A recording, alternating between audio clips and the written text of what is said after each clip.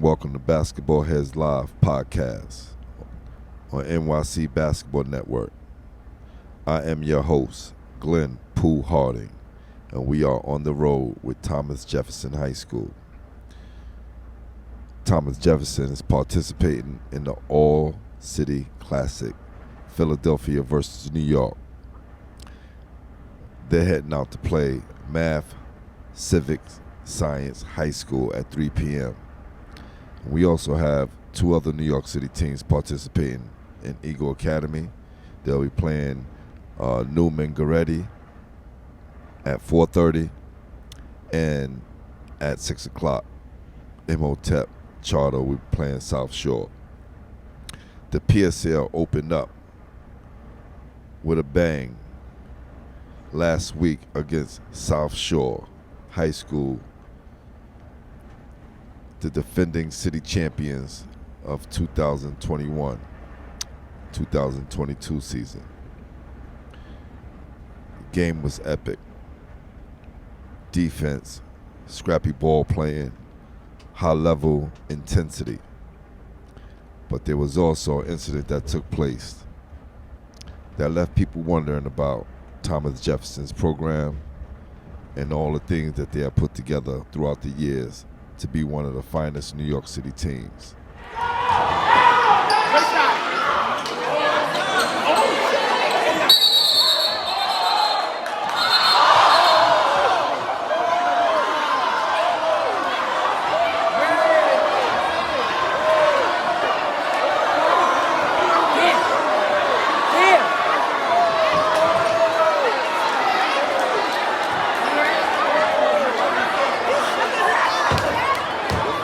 Today we are on the road to clear up some speculations and also get the story behind what happened.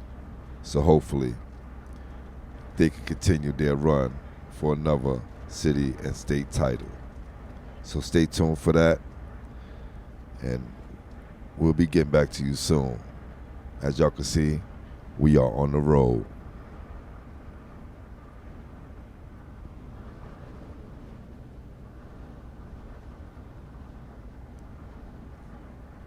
Peace. All right, cool.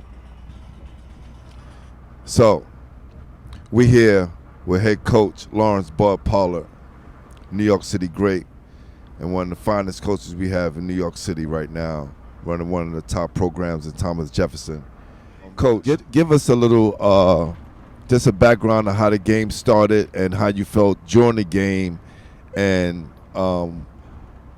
we'll get to the incident that happened. But let's just talk about the game itself and what you wanted to execute and what you wanted to show coming out this year, 2022-2023 season versus the city champions of last year. Well, I thought it was a good challenge early in the year, and we was up for the challenge. We was ready to play on their home court, and we went out to set the tone on how the season was going to be playing against us. We wanted to apply pressure and play 32 minutes of tough, hard basketball, and that's what happened. And we came out with the win. I was there, and you guys won the game fair and square, but there was an incident that happened during the game where everybody who wasn't there, and even maybe some people who were there, thought it was a brawl, but if you was there like I was, you know that it wasn't a brawl, but it was an incident that happened. Can you explain what happened, Coach, in your own words? Well, it was well tough Brooklyn AA play game. I thought the game was well played. Kids gave a great effort on both sides. It was intense, how it should be. AA basketball, and it was an incident where play on the opposite team, home team, fouled one of my guys, and one of my guys kind of threw him to the floor. Tough play. I just think he was playing hard, and he threw him to the floor, and my player didn't like it. I guess, looking back at it, he overreacted, and possibly, but I didn't get thrown on the floor, so he got thrown on the floor. He got up and he took a swing at the guy. The guy swung back. Neither one of those guys connected. They broke up the guy. The refs did a good job, separated everybody, and the game continued for another 4 or 5 minutes of intense basketball. And then the next day, around 7 o'clock, I was informed that we was forfeited because of a brawl rule and a brawl, and it was never a brawl. And I know a lot of people mentioned the game that happened last year, boys and girls, where we was also suspended because of the brawl rule, and there was never a brawl or a punch thrown in that game either. But the rule states if you have last year, she said my players stood up on the bench, and one kid stepped on the floor. And this year, it stood up, but nobody ran to the brawl, got involved in the brawl, so-called brawl. But it was just an isolated incident with 2 players going at it. The kids, they got a little entangled, and they threw blows at each other, none of them connected on the court, and they got us on that. So that's what they mean when they say the brawl rule. But was there a brawl? No. Was there multiple players and multiple swings? No. There was two little cat swings, one from each player, and the game went on. But we take the punishment, whatever comes with it, and we move on. What messages we want to send out from this point on? Because as you know, there's been a lot of talk about Jefferson being the bad boys of New York City basketball, and I know you have a group of wonderful kids who just play very hard.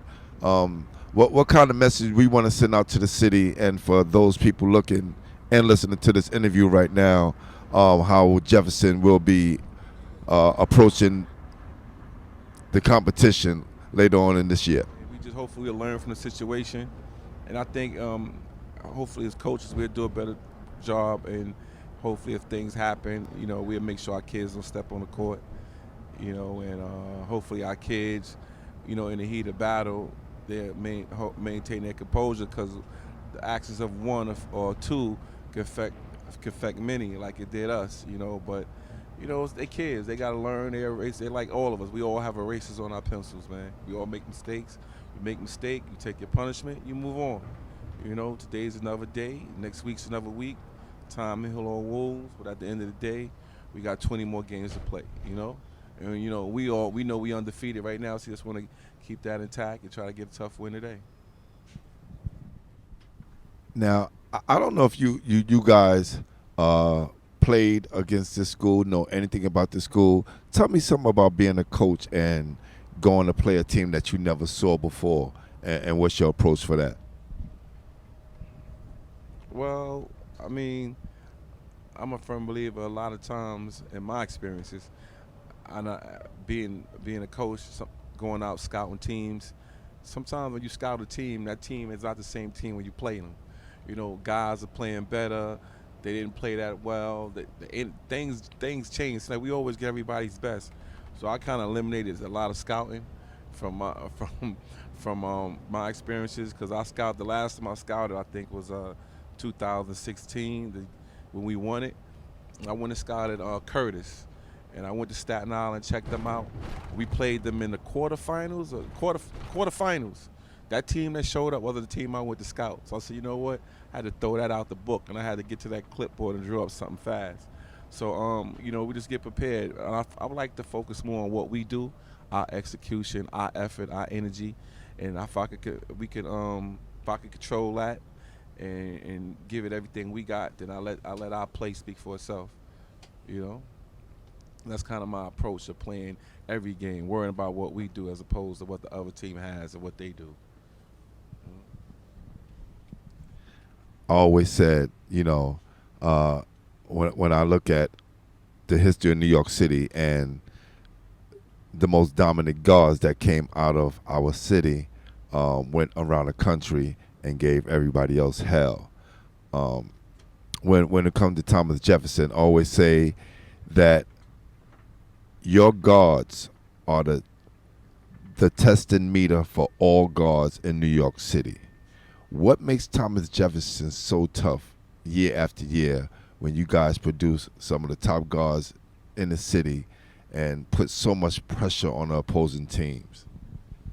I think we're coached by good guards, and Brooklyn's always been a guard town.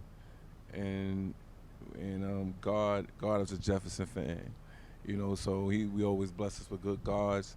They work hard, we push them, try to get them to play hard and play our way, in our style, and this is what it is. We play hard, man. We play hard, we played our way, the Orange way, and that's hopefully that can win us a game or two here and there.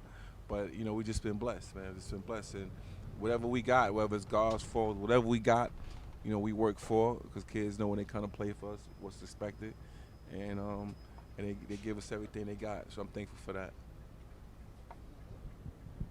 Last question, Coach.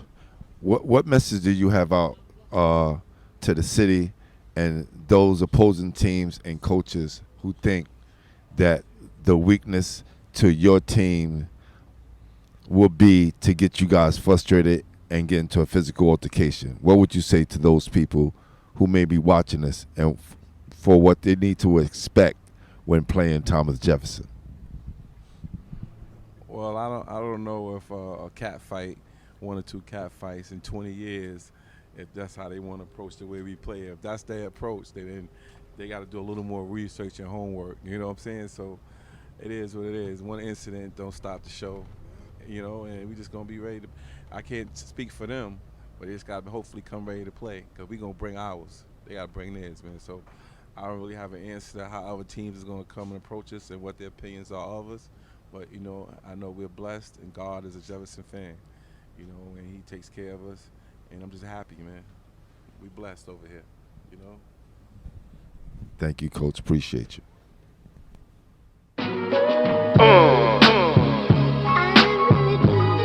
That's real. That's real. You see, we love hip-hop. Hip-hop has always been good to us. It's been good to me. And we just want to show the world how much we appreciate you. Yeah, as a shorty, let my tape rock till my tape pop. This joint right here is my dedication to hip hop. I didn't rap back then, but I was on it hard. And I ain't never miss a park jam, word to moms. And it was all about the bars, not cash and cars. Remember seeing Kumo D Dolo battle a whole squad. And Curtis Blow gave y'all the breaks. That's when I used to blast my box on the fire escape. And hip hop started out in the park. To be exact, 174th Street in the Bronx. Cool Herc made it work. Grandmaster Flash 2. Melly Mel had a message, too bad he couldn't text it. And Fat Boys made it cool to be big. They made a song about eating and we dance to the shit. That's why I love hip hop. Jig taught me right, and shouts to Sugar Hill Gang, cause I'm a rapper's delight, aight? For real, man. Exactly how I remember this. Running around shorty, going to 40 Park Jams, 309, Palsy Park. Even gangsters danced back then. You got this stadium. If you guard the guy, after a while you'll know what type of guy you guard. He's aggressive. The shot goes up, he's going to the basket. If he does it the first couple of times, you gotta be mindful. You gotta know who you guard and who you're playing with, the league personnel. After a few minutes, you should be able to identify your players, your shooters, who can handle the ball, who's not looking to handle the ball. So you gotta be in tune to the game, find out their weaknesses. And then by the time it's the second half, then we can exploit it.